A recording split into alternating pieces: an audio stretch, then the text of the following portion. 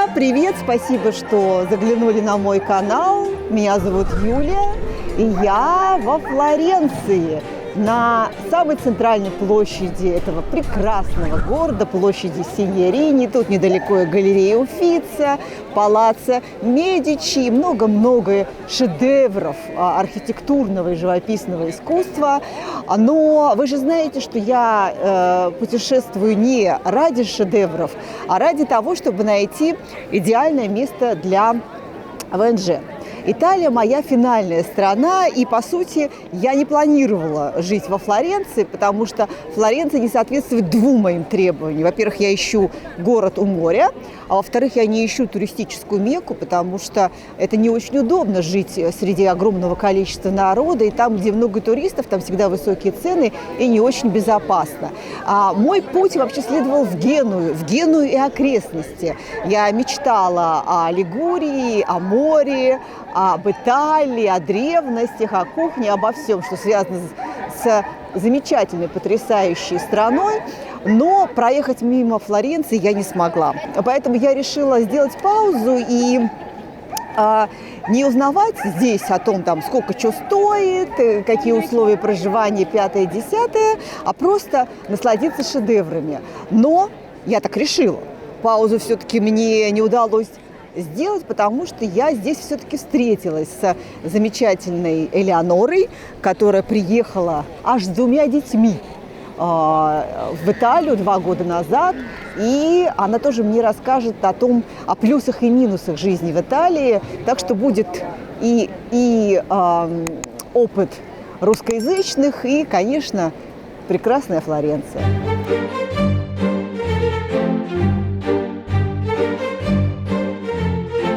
Флоренции когда-то очень повезло. С 15 по 18 века здесь правила династия Медичи, которая тратила бешеные деньги на искусство и науку.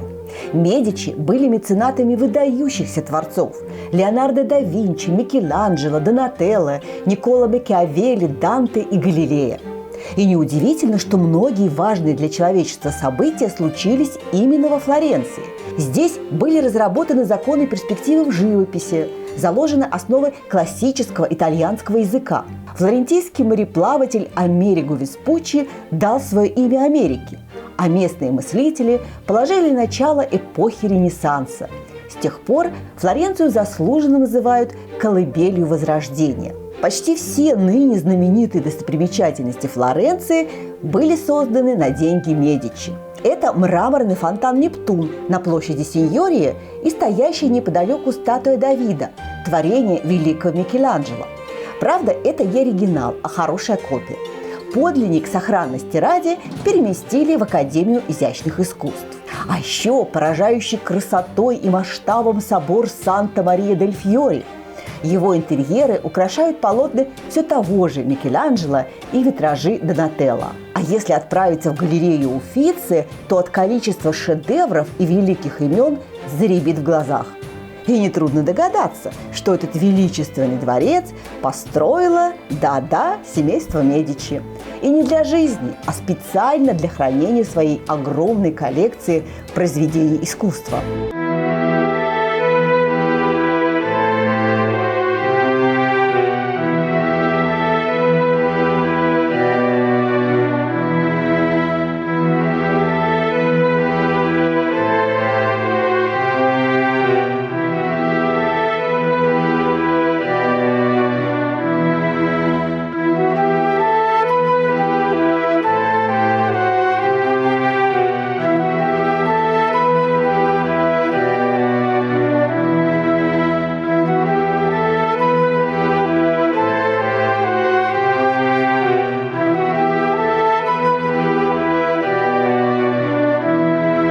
Галерея Уффици постоянно пополняется и постоянно нуждается в дополнительных помещениях. Говорят, что под залом музея приспособили даже часть средневекового подземного перехода между Палаццо Веккьо, примыкающего к галерее Уффици, и Палаццо Питти, расположенного на другой стороне реки Арно. Последний, кстати, тоже заслуживает моего внимания. Но попасть туда я смогу только поверху. Подземный переход закрыт для простых смертных.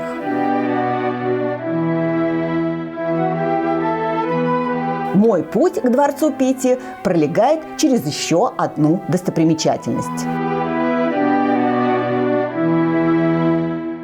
За моей спиной когда-то самый вонючий мост Флоренции, Понте-Векью, который в переводе с итальянского означает «старый мост», а сегодня это одна из главных достопримечательностей Флоренции, где на самом мосту расположено множество ювелирных магазинов. Мост Понте-Векью построен был в 1345 году и с тех пор не менялся. Почему вонючий? Все годы холодильников не было, и куриные потрошки или телячья вырезка воняли, мало не покажется. Более того, мясники сбрасывали остатки или испортившееся мясо прямо в реку Арно, и река их куда-то уносила. Вонь стояла невыносимая. Неподалеку от исторического моста у меня назначена встреча с бывшей жительницей Ростова-на-Дону Элеонорой и ее итальянским другом Эммануэлем. Первый вопрос Элеоноре. Почему выбор пал на Италию? Почему? По-итальянски «перке». «Перке».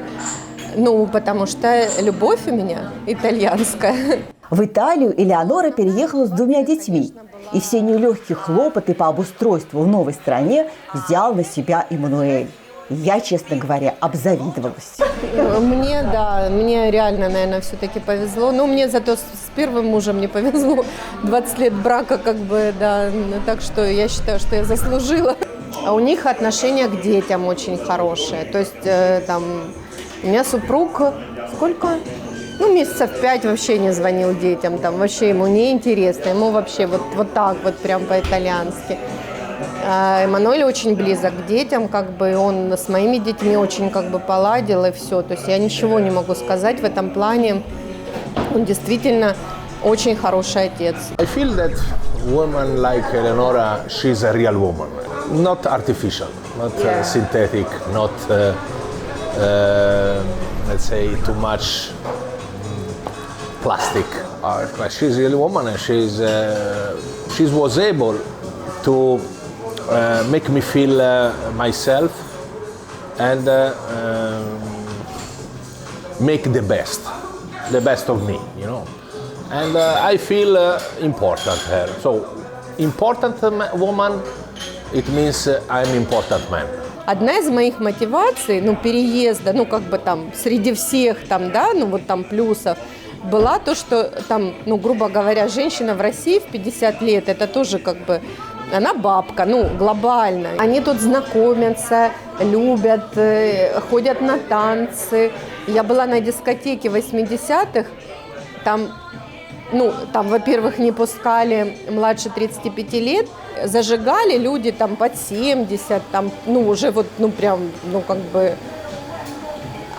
у них нет возраста, это я могу точно сказать. Как бы я не любила романтические истории, но пора опуститься с небес на землю. Мой следующий вопрос о зарплатах и ценах в Италии. Средний уровень дохода в Италии конкретно, абсолютно объективно, около 1500 евро в месяц. Если ты без предпринимательской жилки здесь найти работу какую-то высококвалифицированную, это очень большая удача. Я не буду говорить невозможно, нет, ничего невозможно, но это реально очень большая удача, и я бы надеяться на нее точно не стала. У меня из моих знакомых, со всеми, с кем я общаюсь, либо люди, те, кто занимаются предпринимательством, либо те, кто работают какими-то байерами по своим каким-то каналам, либо это работа баданты, то, что за бабушками присматривают, либо убираются, либо еще что-то. Здесь даже для итальянцев тяжело работу найти. У них, тем более, после этих всех событий, у них реально кризис в экономике. И я могу сказать, что за 2 года, с небольшие, цены тут сильно повысились. На продукты, на все. Здесь, чтобы жить хорошо, средний заработок должен быть на двоих минимум 3-4 тысячи евро минимум. О том, что цены в Италии кусаются, я узнала в первый же день, после похода в супермаркет. Хочу сказать, что цены в Италии в 2 раза выше, чем в Испании и в Португалии. То есть Мой один такой, первая закупка у меня всегда осуществляется. Я приезжаю в город и сразу что-то закупаю. Ну, в пределах всегда 30 евро я попадала, один и тот же набор. А в Италии мне это обошлось в 60. Ну, может быть, это связано с тем, что я покупала все-таки в историческом центре Флоренции. Здесь, может быть, все дороже, но, в общем, цены значительно отличаются. И это, наверное, еще один большой минус для иммиграции в Италию. Сейчас я вам покажу, за что я заплатила 60 евро. Я купила небольшую бутылочку оливкового масла, тунец, хлеб, орехи. Это у нас мандарины. Так, и залезаем в холодильник. Что у нас тут? Йогурт. Это буррата. Это итальянский сыр песто. Пармезан. Это оливки, это сыр рокфор, шпинат, помидоры черри, авокадо, вяленые томаты и бутылка вина. Ребят, не скажу, что много. 60 евро, вы представляете? Возвращаюсь к моим итальянским знакомым. Представляете, как я была ошарашена, когда узнала, что эта красивая цветущая женщина наблюдается у онколога. Накануне, за год до переезда, я перенесла операцию по онкологии, и он меня вообще все это время поддерживал.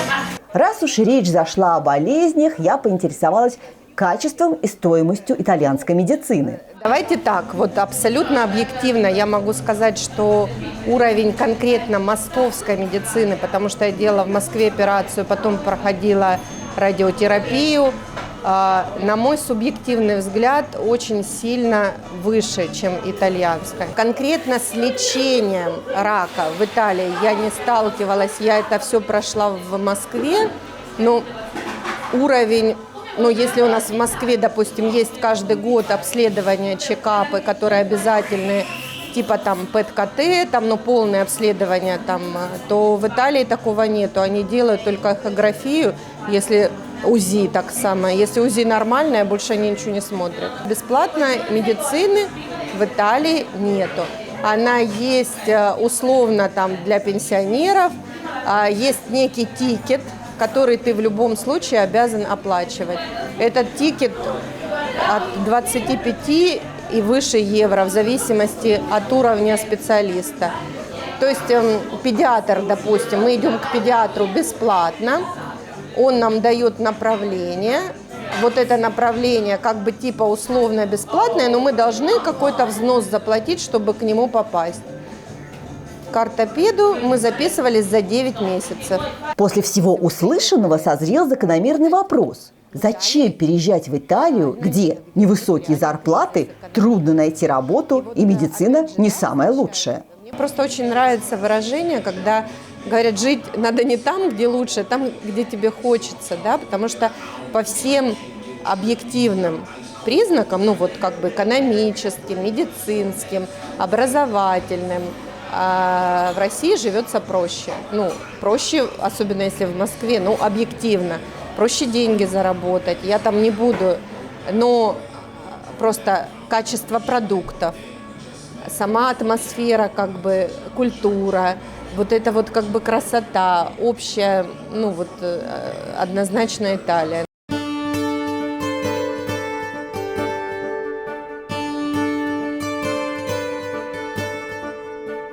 О том, что Италия божественно красивая страна, не поспоришь.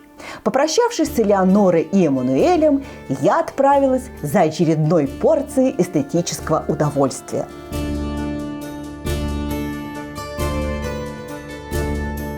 Палаццо Питти – самый большой дворец Флоренции. Построен в середине 15 века для банкира Луки Питти.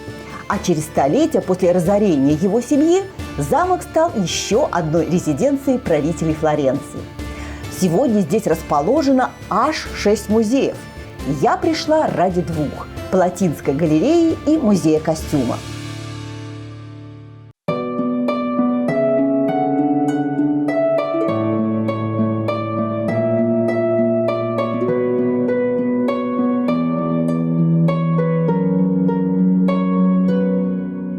Интерьер Интерьеры Палатинской галереи – это барокко, роскошь и обилие шедевров. Здесь самая большая коллекция картин Рафаэля, а еще Тициан, Тинторетто, Рубенс, Ван Дейк, Караваджо и Мурильо.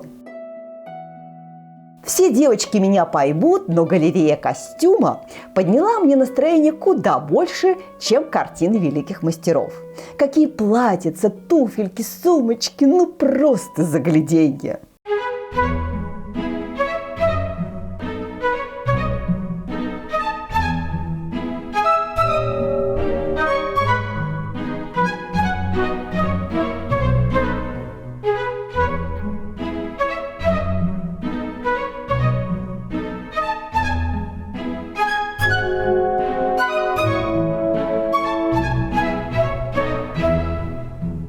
Чтобы переварить все увиденное, я отправилась в сады Боболи, раскинувшиеся за дворцом Питти. Сады исторические, сады легендарные, это объект охраны ЮНЕСКО. Вы знаете, я, кстати, навидалась много всяких разных парков, выдающихся по красоте. В Питере их очень много, в Крыму.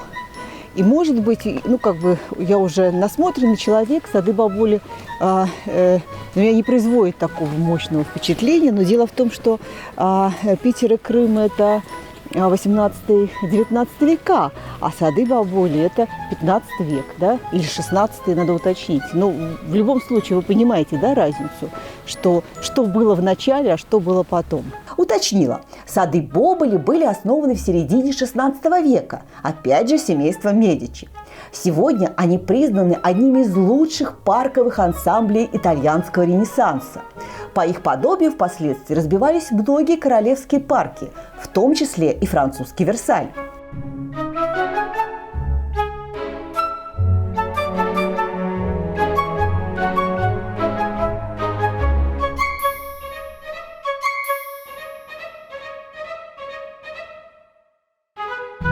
Уставшая, но счастливая, я возвращаюсь домой, в свою атмосферную старинную квартирку.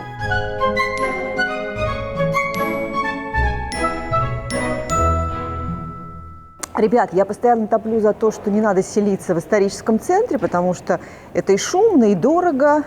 Но во Флоренции я изменила своему принципу. Просто попались апартаменты в стареньком здании и до 50 евро в сутки. И сейчас я вам покажу, в каком атмосферном, стареньком таком месте я живу, которое мне очень нравится, но оно реально очень громкое, поэтому я купила беруши, чтобы спать по ночам.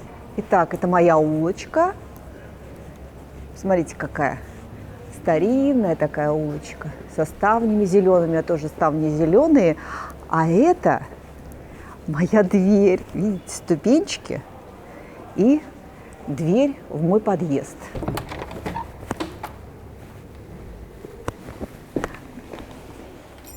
Вот, сейчас я включу свет.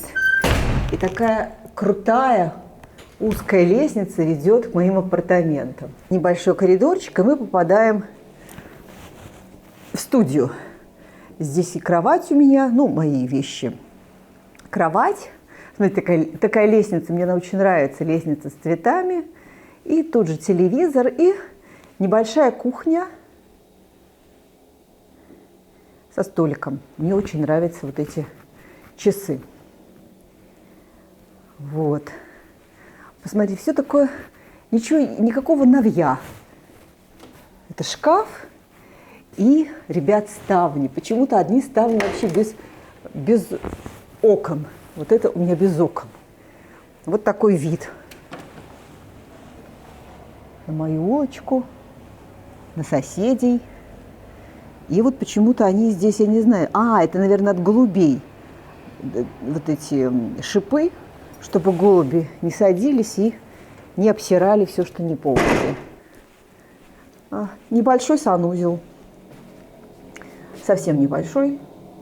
В общем, мне здесь очень нравится. Если бы не так громко, но я сознательно шла на это, потому что я хотела пожить в историческом центре.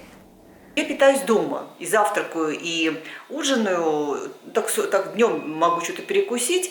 И хочу сказать, что Вот продукты хорошие. Если вам покажу мой типичный ужин из итальянских продуктов, мне он нравится, и мне кажется, он там стоит в разы дешевле, чем в ресторане, и очень полезный.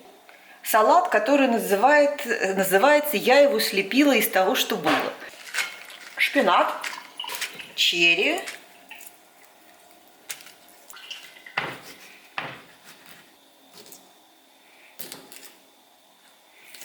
авокадо,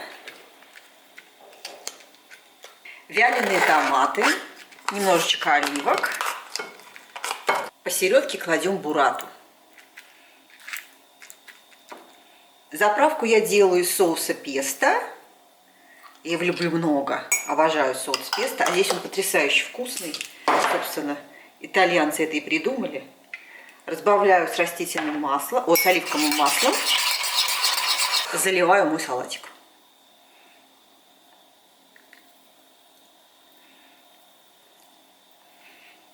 Можно, кстати, и тунца добавить, но что-то многовато мне уже. Я это вряд ли осилю. Вот. Можно посолить, я не солю. А пока я не приступила к ужину, немножко арифметики. То есть за одну закупку я заплатила 60 евро. Мне этих продуктов вот точно на 3 дня хватит, мне кажется, даже на 4. Ну, будем считать, что на 3. То есть 20 евро в день я трачу на еду. Это завтрак и ужин. Днем я так иногда кофе попью, или я беру с собой орешки, например. Это очень... Орешки, или у них есть такие сушеные сухофрукты, тоже очень вкусные. А 20 евро в день я плачу за еду, а это приблизительно один обед в недорогом итальянском ресторане.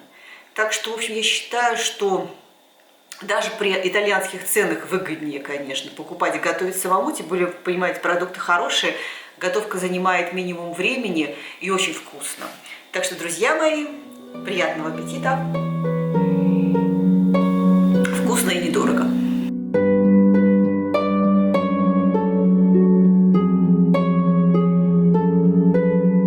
После легкого недорогого ужина я отправилась любоваться ночной Флоренцией, самой известной панорамной точки города – площади Микеланджело.